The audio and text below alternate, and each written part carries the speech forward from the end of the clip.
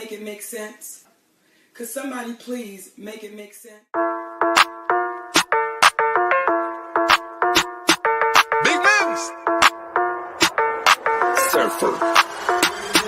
Make it make sense. Tell me how you squeeze it. Make it make sense. Tell me about the things that you see. Make it make sense. Tell me about the things of your dream. Hey, let me work out all the things in between. Make it make sense. Tell me how you squeeze it. Make it make sense. Tell me about the things that you see. Make it make sense. Tell me about the things of your dream. Hey, let me work out all the things in between. Make it make sense.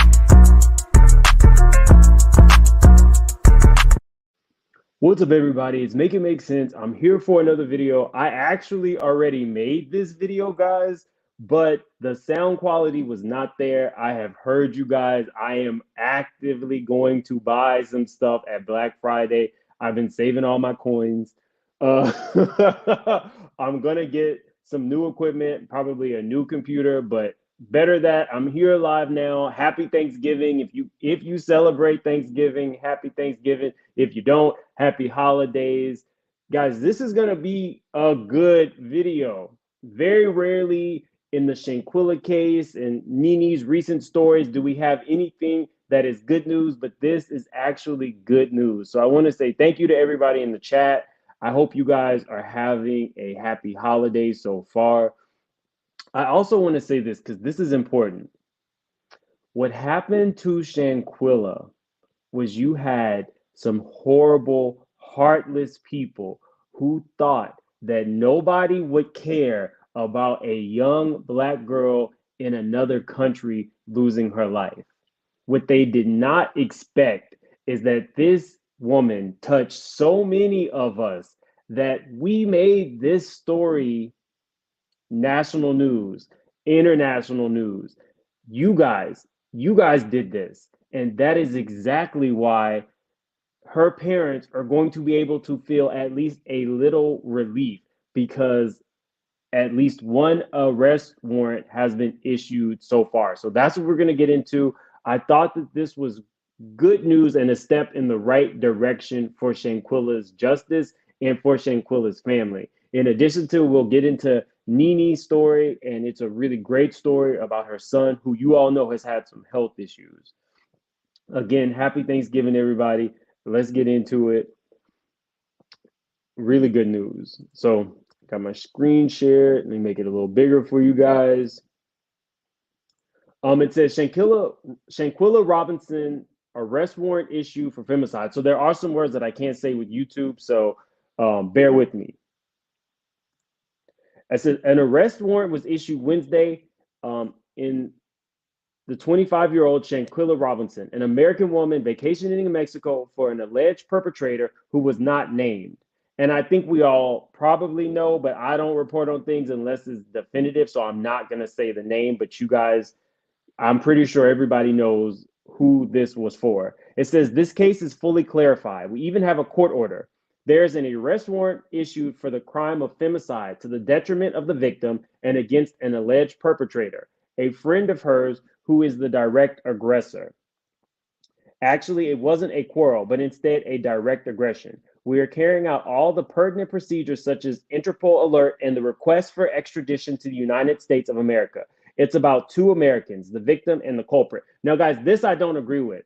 I think that there should be liability for everybody who put their hands on this girl. I know that we don't have in this situation the Good Samaritan clause, but I think that maybe I want everybody prosecuted. Everybody who tried to cover it up, not just the actual woman who put her hands on Shanquella.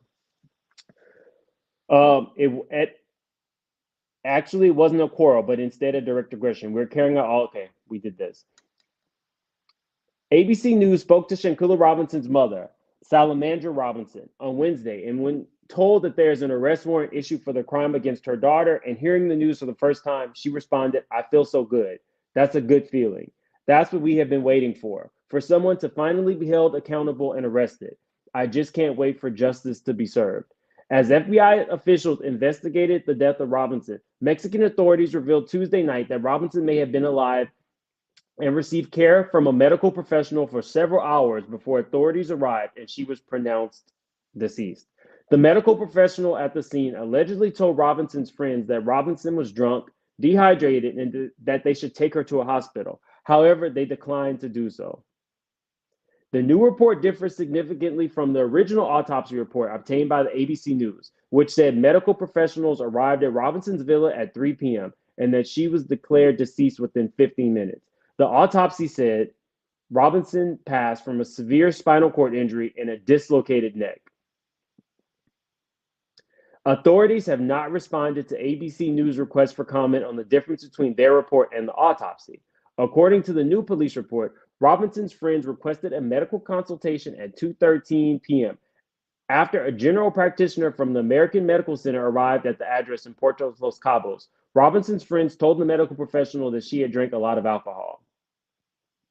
These were not her friends. Medical personnel said that they noticed Robinson had a poor verbal response, was in a state of drunkenness, and was dehydrated, but had stable vital signs, according to the report. The medical professional at the scene advised Robinson's friends to transfer her to a hospital, but her friends insisted she stay at the villa. Now, I don't understand how your friends could insist that. If the medical professional said that, I think that that's when authorities and or the hospital should have been called and she should have just been taken. So that needs to be looked into as well. I don't know Mexican law, but I do know, in America, if a medical professional sees something, they are obligated to report it. At 4:20 p.m., Robinson began seizing, which is when one of Robinson's friends, Winter Essence Donovan, dialed 911. As emergency medical professionals arrived, the police report said Robinson began having difficulty breathing and had a decreased pulse. At 4:49 p.m., the general practitioner said they stopped feeling Robinson's pulse and started CPR until the paramedics arrived. They continued with 14 CPR sessions and 5 doses of adrenaline without success. Robinson went into an acetol state, a type of cardiac arrest, according to the police report. Robinson was declared deceased at 5:57 p.m. According to the new police report, Mexican authorities were notified by Donovan around 5 p.m. local time. Donovan and all Robinson's friends who were with her in Cabo have not responded to ABC's repeated requests for comment. The FBI opened a probe into Robinson's death earlier this month, which is being investigated by Mexican authorities as femicide. So, guys, for me personally, I don't feel like enough is done, but I can tell you that the outpouring of support for this young lady is why this case is now with the FBI, and is why this case is now moving at the pace that it is. Again, I think that more warrants should be issued.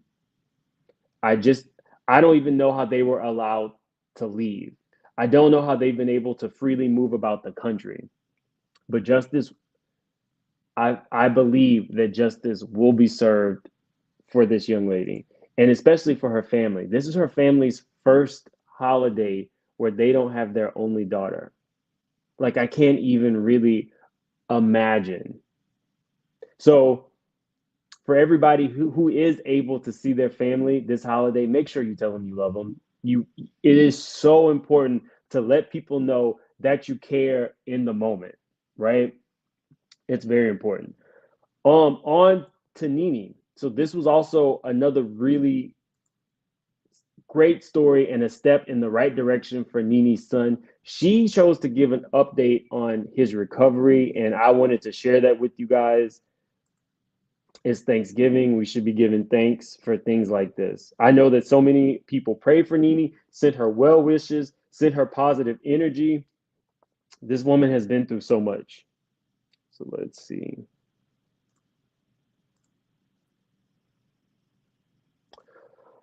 Okay, it says, Nene says, my life's son changed September 26th.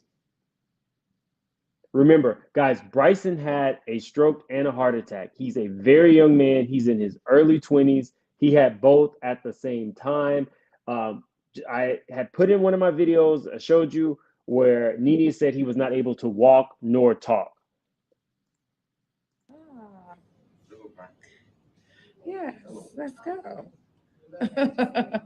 That's Nene's boyfriend. Nene's recording. Son, come on. Yay. You walk it out. Isn't that great? We love you, Brent. I'm so happy for you. This Nurses is are so so good. important. She says, "To God be the glory." Look at this. Brent is walking out. Oh my God. Yes. See you guys. All right. Have a good day. You too. Thank you.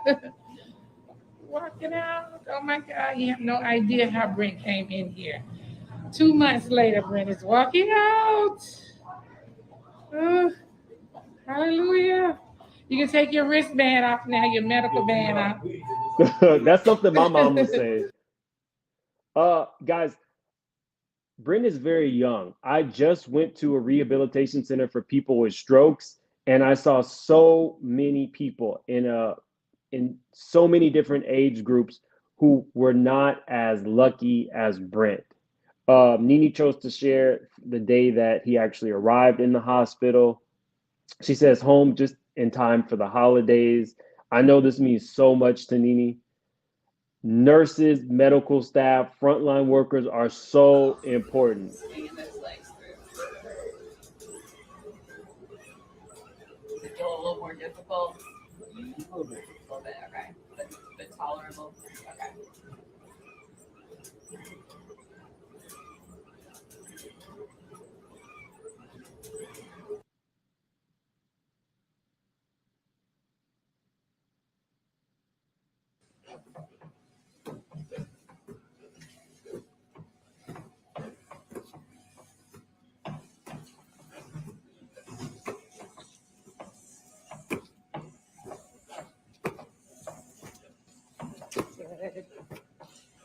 Good. All right, and stop. Nice. Okay, so let me stop sharing that. So again, I want to say that's like a miracle. 2 months, you're walking, you're talking, it doesn't happen. Guys, I went to go visit my friend who you guys know, a lot of you guys donated to her. I went to go visit her in one of these facilities, and although it was heartbreaking to see so many people, my friend is now able to talk. She's not able to walk like Brent, but she's able to talk. I'm definitely going to give you guys the whole story in another video. I just wanted to come on really quick, tell you guys happy Thanksgiving. Maybe I'll go live a little bit later after I had some turkey and a couple drinks. And we'll talk about that. We'll talk about how you guys had. I'll open the floor.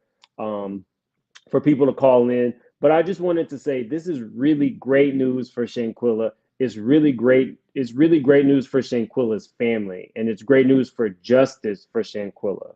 Her family will never have her, but at least they can get some solace in knowing that the person and the perpetrator who actually took their daughter's life is going to have to face justice. Um, Again, I will give you the story of seeing my friend. Is really great. I will give you that story, I promise. But for now, I want to say happy Thanksgiving. Guys, tell the people in your life that you love them. Hug your family members. It is super important. And see you guys for the next one. We got a lot coming up. We got some Christmas holiday surprises that I have planned. And I will see you guys for the next one. Have a good one.